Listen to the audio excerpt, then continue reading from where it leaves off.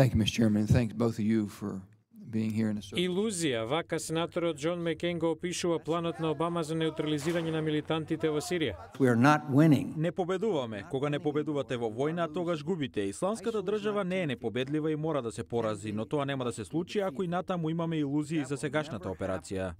Секретарот за одбрана Аш Картер се заложи за повеќе кратен период. The first and arguably the most. Првиот и најверојатно најважниот напор е политичкиот. Тоа подразбира поефикасно, повклучително владење на повеќе фракции во Ирак.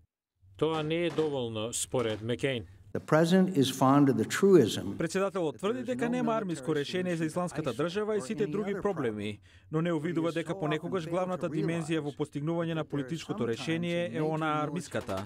Началникот на Сдружениот генералштаб Мартин Демси засега нема предложено копнени сили. Enduring stability cannot be. Трајната стабилност на Блискиот Исток мора да дојде однатре, клучно ирачаните да почнат да се борат. Демократите во Сенатската комисија предупредија да не се повторува историјата. Многу од факторите и лицата на исламската држава влечат корени од инвазијата и окупацијата на Ирак во 2003-та.